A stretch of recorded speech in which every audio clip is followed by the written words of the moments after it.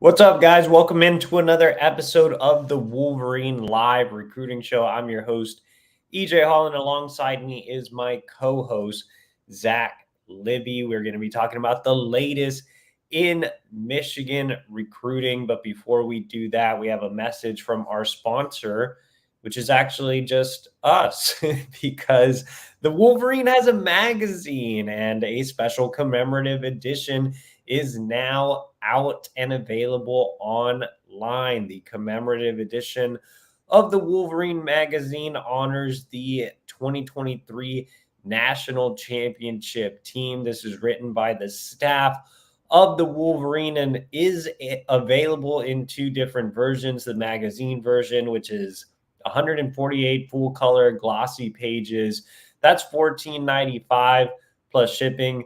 Book version is 144 ad premium glossy pages, and it's actually a hardback cover. That's $29.95. Both versions include in-depth features on Blake Corum, JJ McCarthy, and others, exclusive highlights on the dynamic defensive line and the path to the championship, comprehensive game-by-game coverage, stunning photography, insightful column stats, and much more. It's a great gift idea.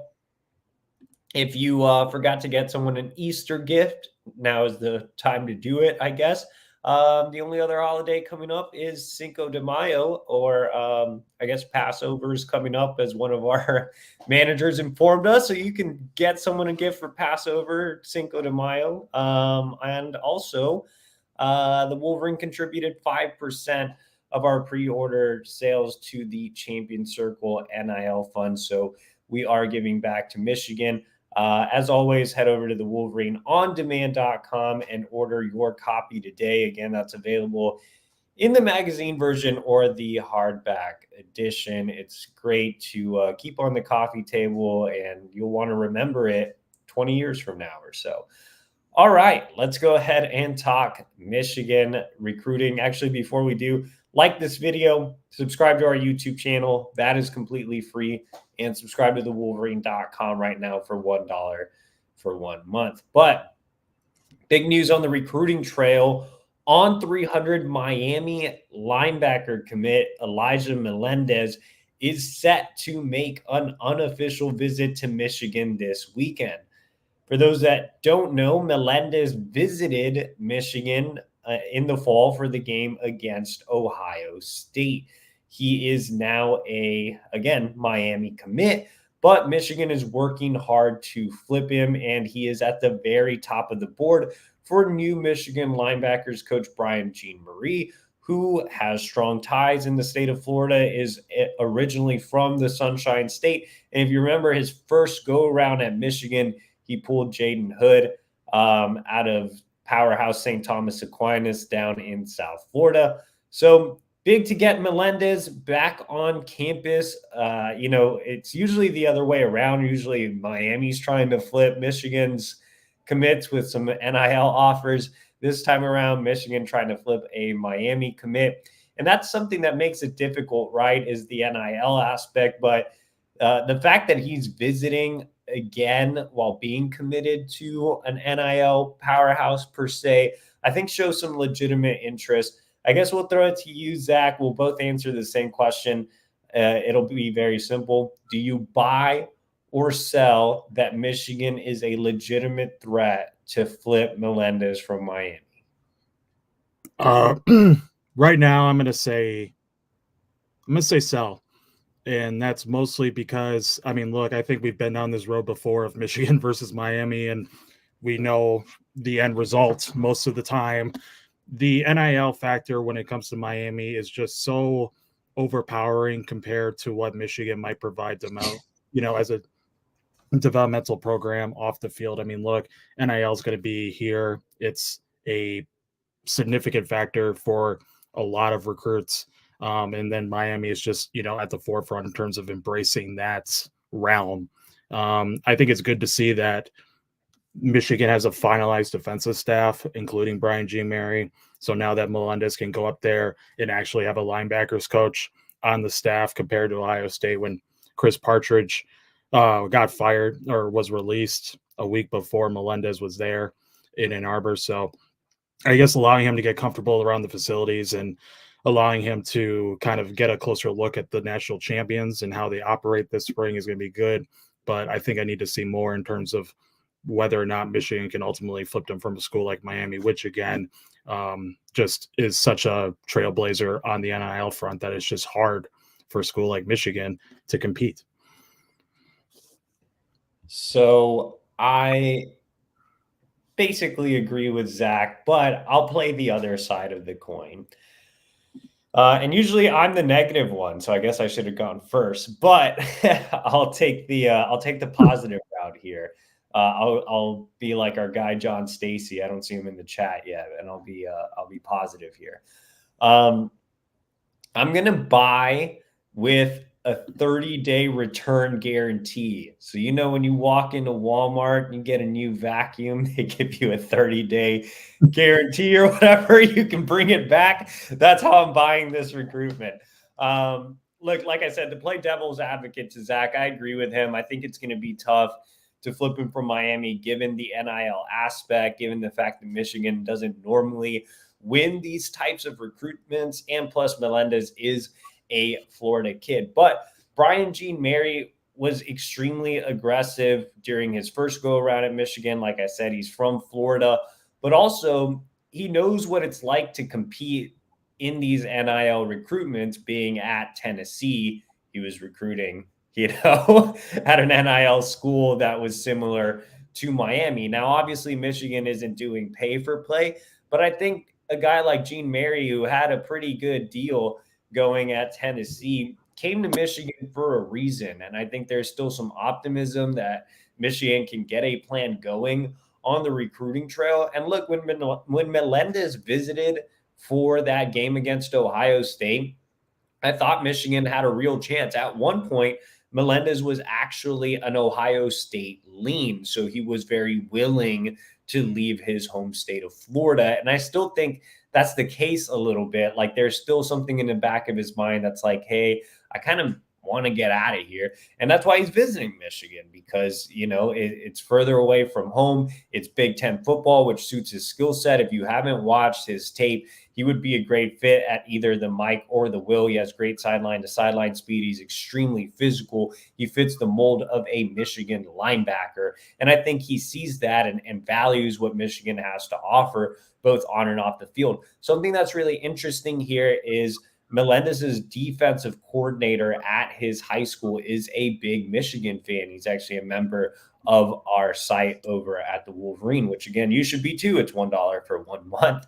But I think that helps as well. He actually joined Melendez for his first visit in the fall. So I think there are things working in favor of Michigan. Brian Jean Mary's personal connection, being a Florida guy, having someone on his high school staff that is pro-Michigan, seeing Melendez Melendez seeing himself as a great fit in Michigan's scheme, especially with Wink Martindale there now, who obviously, has very strong NFL ties. That's definitely appealing to recruits like Melendez. So again, a lot of things that are positive for Michigan in this recruitment, but I'm hesitant. Zach's hesitant. I think the fan base is hesitant to buy in because they see that Miami logo and they know what that means in the current era of recruiting, and that's NIL, and that's tough to beat right now when you're Michigan. And it's not, this isn't anything against Melendez, it's just nature of the beast. Like, it doesn't make it wrong for kids to go to a school that offers a lot when it comes to NIL. It just is what it is, Michigan's recruiting Melendez for a reason. They believe he is a culture fit despite his commitment to Miami. But again, that logo means that you're not only battling that school, you're also battling what that school's collective can offer. And right now, Michigan's collective can offer nada. So it's tough. So I'm buying it because of the things I mentioned, but I will return my buy, as we continue through this process if Michigan doesn't get NIL going. Guys, I see your questions in the chat box. We aren't answering them because tomorrow is the Q&A show. But if you do want a question answered on tonight's show, you can hit that super chat button. It's that box with the dollar symbol. That money goes directly to our travel budget so we can continue to see recruits across the country. In fact, I'm hoping to be back for that Q&A show tomorrow. Both Zach and I will be on the road seeing a couple of big time targets. So you're going to want to tune in over at thewolverine.com where we'll have some pretty good exclusives tomorrow. I'm excited about both of our trips. So let's go ahead and end the Melendez topic and talk about Marquise Davis on 300, running back from Ohio. Wasn't on the visitors list going into the weekend and then popped up on campus again. Second visit of the spring. Zach, how excited were you to see that Marquise Davis was back on campus for a multi-day visit? Like, I think he's barely leaving right now. Like, he's been there for a while. So, how much optimism do you have with Marquise Davis now that he's back on campus? Yeah, it's huge, for him to return 2 weeks, less than 2 weeks after his initial spring visit, which was, a 4-month period before his first visit over the fall. I think knowing that he's been there twice in less than 14 days, I always feel like, you got to kind of wonder who, I've wondered at the beginning of this offseason when the coaching turnover happened, who would actually get Michigan back in the mix for Marquise after Clinkscale and Hart left.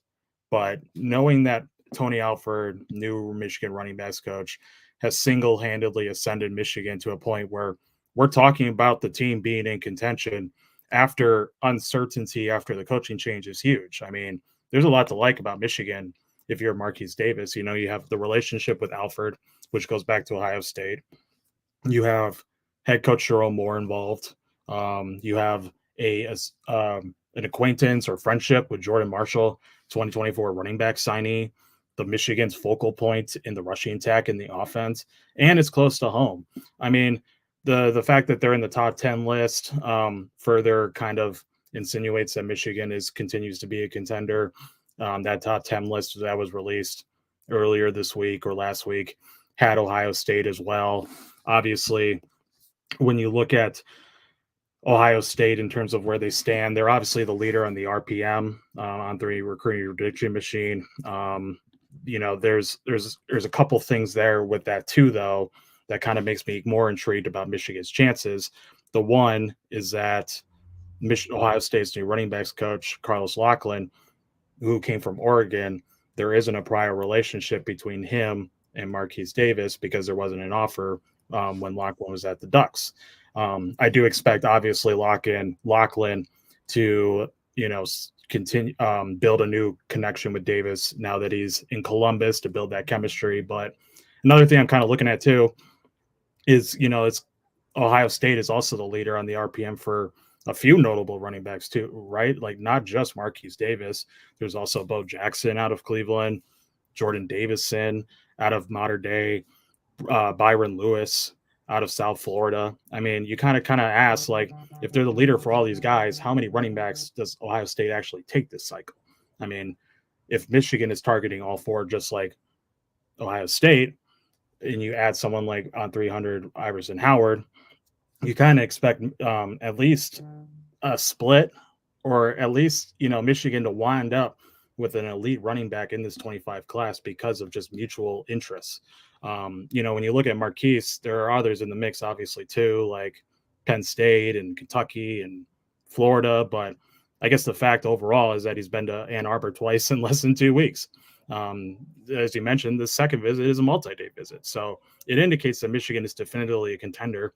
And then moving forward, we expect him to be back there for an official visit in June. So overall, just all credit goes to Tony Alford and this new staff for quickly vaulting Michigan into the race when earlier this offseason it may not have been the case. Yeah, I think two things to point to that Zach said are there isn't a pre-existing relationship with Loughlin, who's now the Ohio State running backs coach. He has been in contact with Marquise, but it's obviously good news that he hasn't been to Ohio State since the hire, so it's not like he directly made his way over there. Getting him back to Michigan was, huge. I think that relationship with Alford is just going a long way. I think Marquise always had interest in Michigan, but I don't think he had the best relationship with Mike Hart, which we won't get into for obvious reasons. But I think now with Alford on campus, not only does he have that relationship, but he's been able to get a true in-depth look at the program, familiarize himself with Michigan on and off the field. And on top of that, he, I think, is getting more comfortable with the idea of playing away or going into enemy territory, I guess, from Ohio to Michigan in the same way that Jordan Marshall did last cycle. So I think it's very possible that Michigan pulls the reigning Ohio Gatorade Player of the Year out of Ohio. Like, I really think that Michigan has positioned itself well. I think another thing that Zach mentioned is, who's Ohio State going to take? It seems like they've locked in on Jordan Davison. It also seems like Lachlan really likes De'Aaron Hill from Illinois. Byron Lewis is visiting this week. So, they have a lot of options at running back. So I think Davis might feel like more of a priority at Michigan. You mentioned some of the other contenders. I'm not really scared of Kentucky unless they get super invested in NIL, which they've done in the past. Florida is an interesting option, but I'm not sure Marquise wants to go that far. And then you have Penn State, which is now the favorite to land Alvin Henderson. So, they already have like 3 running backs committed in 2026 as well. So, yeah, I think the door is wide open for Michigan. So I'm really, really optimistic. I'm not ready to put in a prediction yet, but I do feel like Michigan has the momentum on its side. If I had to make a prediction today, I'd probably go with Michigan for Marquise. We do have a $10 super chat, and that is from Sean Paul Anthony, who says, showing appreciation desde Santa Cruz de la Sierra, Bolivia. No real question in my head waiting, though I haven't chipped in some time like an asshole. Keep it up, EJ. Thanks, Sean Paul Anthony. Keep it up, Zach, as well. We are both working hard back here. So shout out to Sean Paul Anthony. Man, I always randomly think about Sean Paul, like the rapper. And I'm wondering, like, whatever happened to Sean Paul. Also, the other day, I thought of Sean Paul because I figured out that Shaggy doesn't use his real voice in songs. Anyway, these are random things that go on in my head. Let's get back to Michigan recruiting. And again, shout out to Sean Paul Anthony. If you want a question answered on tonight's show, make sure to leave a super chat like Sean Paul Anthony and support. That money goes directly to our travel budget so we can travel around the country and see top Michigan recruits. All right, so we know Marquise Davis was back on campus for another visit. We talked about, Michigan's chances there. There were some other recruits on campus, so let's go ahead and break down a few of those. The first one, I think people are not necessarily worried, but they're, every week that this guy visits, it's the same thing. Why hasn't he committed? And I feel like I've asked you this multiple times on this show, Zach, but on 300 offensive lineman, 4-star offensive lineman, Avery Gash was back on campus this weekend. Michigan continues to have the heavy lead on the On3 recruiting prediction machine. Zach, why won't this man just commit? Why are the Michigan fans continuing to be held hostage by Avery Gash? Please inform us. The only difference between him and other offensive linemen in this class is that he lives in state. So he's taken. Oh, EJ's gone. He's back. The only difference, as I mentioned, the only difference between Gash and these other offensive linemen is that he lives 45 minutes away from campus. So he's been to Michigan 9 times, but his recruitment process timeline is the same compared to someone like a Michael Carroll or Douglas Utu.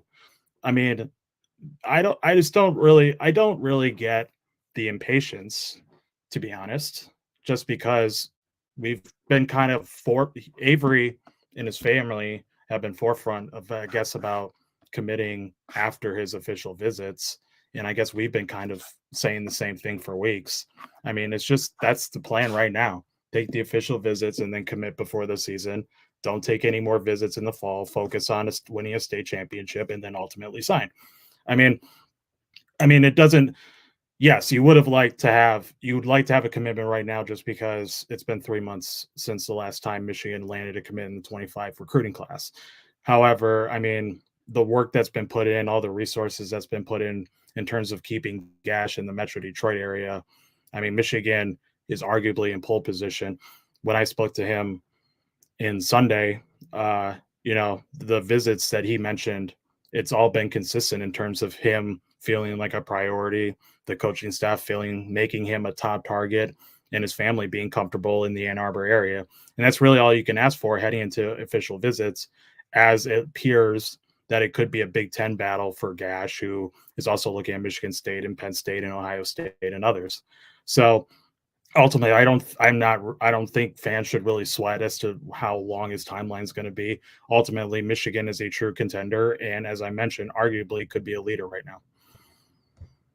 But Zach, people want their commit now, and they are not happy. But no, look, I still feel confident with Avery Gash. I have that prediction in. I'm not wavering at all. I still feel very confident. I believe he's at Michigan State this weekend. He is a legacy, but obviously Michigan has a lot more to offer. Ohio State is another school that's continued to hang around here with Gash, but not a ton of buzz coming from Columbus. So yeah, I don't have any reason to worry. I think it's a little frustrating for fans just because he is an in-state recruit and Michigan fans are so hungry for a commitment, and Gash seems like one of those realistic guys that should jump in the class now and be a leader. But overall, like Zach mentioned, I mean, if Gash wants to take his time, there's nothing you can really do about it except keep positioning yourself in that pole position, which is exactly what Michigan is doing.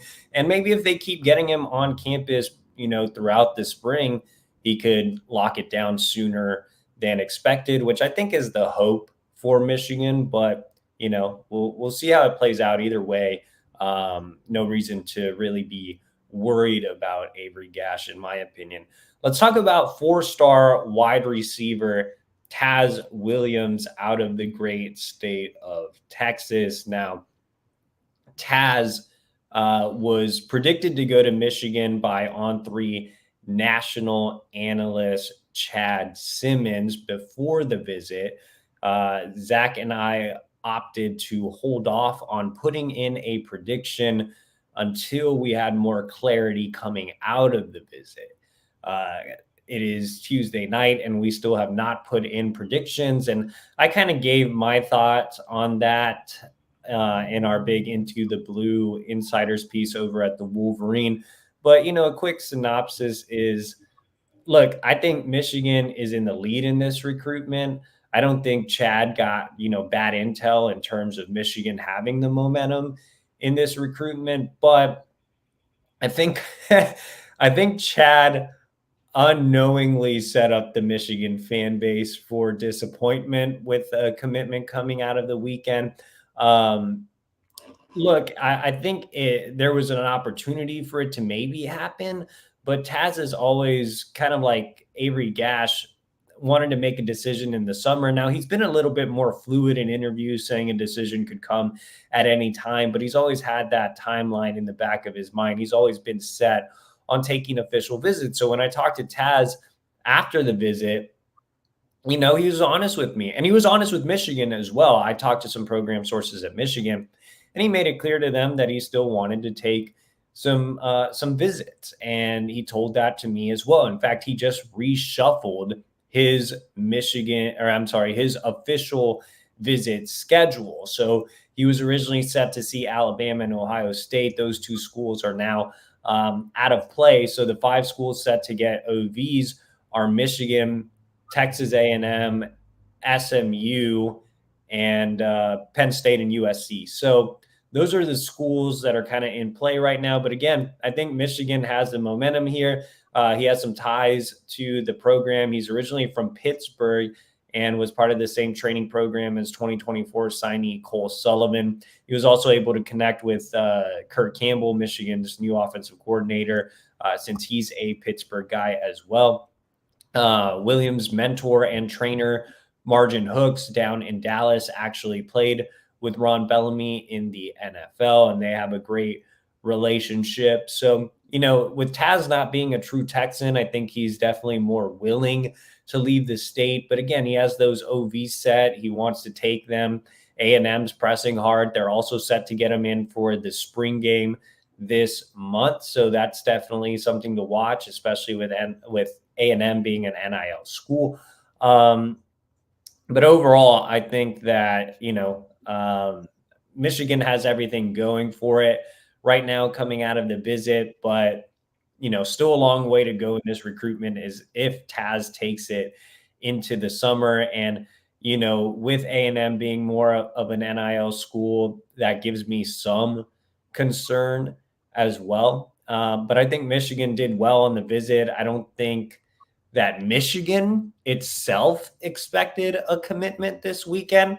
Like, I checked in with some program sources after Chad made that prediction, and they were not expecting a commitment. That's why I wrote there's no silent commit or anything of that nature. So, yeah, again, I think Chad made the pick based on where Michigan is right now, and it's safe to say Michigan's at the top, but definitely some other schools to keep watching in this recruitment as well. But yeah, Michigan would love Taz in the class. They're definitely making him a top priority. And, he's right at the top of that board. So, Taz and Avery Gash were two other big time visitors on campus. Zach, any other takeaways from the weekend that was at Michigan? Yeah, so I'm going to mention 2025 tight end Hayden Bradley out of Beaufort, Georgia, made a multi-day visit. He is indeed a priority for new tight ends coach Steve Casula. They immediately connected when Casula got hired in February. Talks over the phone maybe lasted twice or more a week, and then they were able to unite and have in-depth meetings on campus. I mean, this is a guy who has interest in Florida, Penn State, Ole Miss, Miami, and others. But, the tight end production, especially from guys like Colston Loveland and Marlon Klein, is really resonating with a kid like Hayden. He was able to hang out with 2025 tight end commit Eli Owens, and he's been assisting Casula in trying to add more bodies to the class. He mentioned that an official visit after this trip last weekend is in the works, and I feel like that will be scheduled in June as he's looking to commit before the season. But overall, the state of Georgia, I guess in recent cycles, Michigan has really concentrated a lot, especially under the old regime, but I feel like that still continues. But, this with Hayden, comes from a powerhouse school like Beaufort. As I mentioned, was able to make further connections with everyone on coaching staff, including Sharon Moore, who was a tight ends coach at one time in his career. So overall, I feel like Michigan made it clear to Bradley that he is a must land for them, and I feel like the interest is mutual. My last takeaway from this weekend, it looks like there's some Ohio State fans in the chat box, so shout out to them. I also saw some Miami fans earlier, so shout out to them as well. It just helps the channel, man, like y'all are saying in the chat box. So one last call since we're running out of time. We are in the final minute of the show. Make sure to like this video, subscribe to our channel. It helps us get out there in front of other Michigan fans so we can continue to have an active chat box. We appreciate all of y'all watching tonight. And also, if you're not a subscriber, subscribe to the Wolverine for $1 for 1 month. And this is your last opportunity to get in a super chat like Sean Paul Anthony. Just click that box with the money symbol. That money goes directly to our travel budget. But yeah, lots. Look, the Miami fans are supporting the Michigan fans here. Beat Ohio from a Canes fan. But yeah, no, I don't. I also want to make it clear that I'm not taking shots at Miami when I say that they're an NIL school. It just is what it is. Like they are. I don't. There's nothing against Miami. They do, their collective is doing a great job. I wish Michigan would have some type of model in place, but that's another story for another day. My last takeaway from this weekend is, two quick takeaways. One, Michigan was able to get top 100 wide receiver Quincy Porter on campus, which was big. Michigan has the lead on the on-3 recruiting prediction machine barely. You see the percentage is pretty low. That's because I don't think anybody really knows where Porter is leaning.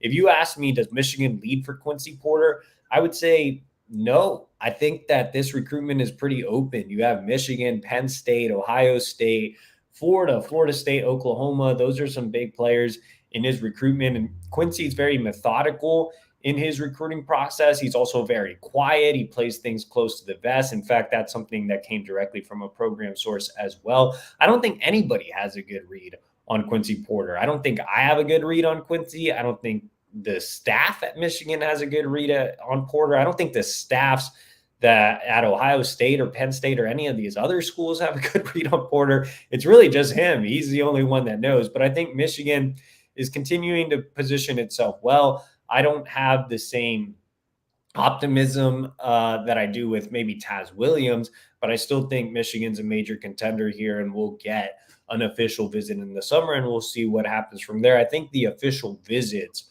are what's really going to shape Porter's recruitment, but he's a little bit of a wild card. And, he's such a talented prospect. Obviously, I've called him a 5-star on various, podcasts, and the fact that he does no interviews obviously doesn't play a role in that. Those weirdos that have that conspiracy theory. I don't care that Porter does no interviews, man. He would be a phenomenal talent, and he'd have the opportunity to come in and play day one. And I think that's been a big selling point for him. Michigan's desperate need for a big bodied wide receiver. So again, Michigan continuing to, set itself up to get an official visit from Porter, but still some work to do here. And then the last takeaway I have is Eli Owens, Michigan's tight end commit. Look, he committed before the addition of new tight ends coach Steve Casula. Michigan very much wants him in the class. He's a take all the way.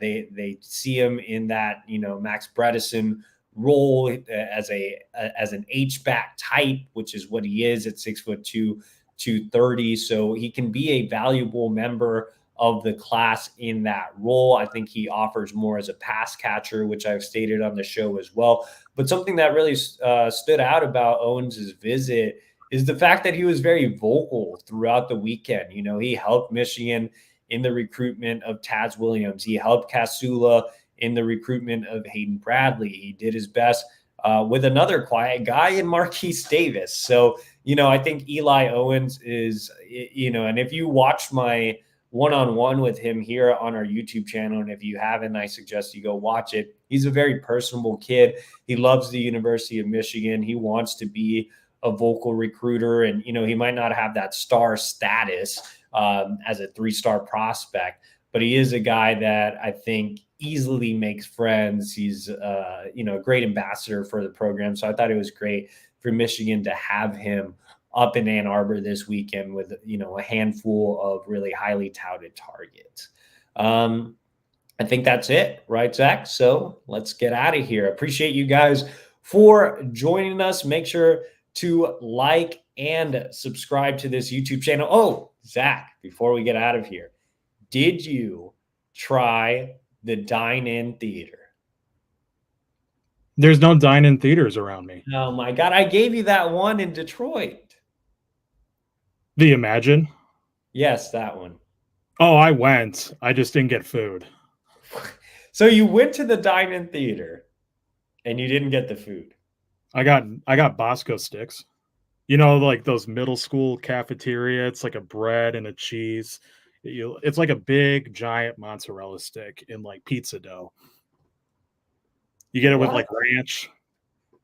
No, I've never heard of such a contraption before. It's a elementary school, middle school, Midwest staple. You should look it up. Okay, so Zach did go to the dine-in theater, but did not get the food, so it defeated the purpose. So next time, I guess he has to go back to watch. Did you end up watching Monkey Man at this Yeah, theater? yeah, it was a really good movie. I recommend that movie for sure. So Zach went to the dine-in theater to watch Monkey Man, like he told me he was going to do, but didn't get the food, even though that was the whole point. So that was a typical Zach move. I got more than just popcorn. Zach, you're supposed to get the actual chicken tenders and the milkshake and everything, the actual menu. What are you doing here? You missed the dine-in theater experience. Hot dogs cost $6.50 at that place. I'm on a budget here. Like, I got to spend money on my Slurpees and my popcorn, and that's $20 by itself. Now, okay, so me and my wife did go to the movies on Sunday night to see The Omen. I wanted to see Monkey Man, but she wanted to see The Omen. So we went, and I did get 2 orders of chicken tenders and some pretzel bites. But my bill, excluding the movie tickets, was $60. So I was not happy about that. Exactly. Like, go get a McDonald's, get the 10-piece nugget for $3 and hide it in your pants. Like, that's all you have to do, or hide it in your jacket. Well, that means I will be streaming Monkey Man at home because I will not be going to the theaters for a while after that.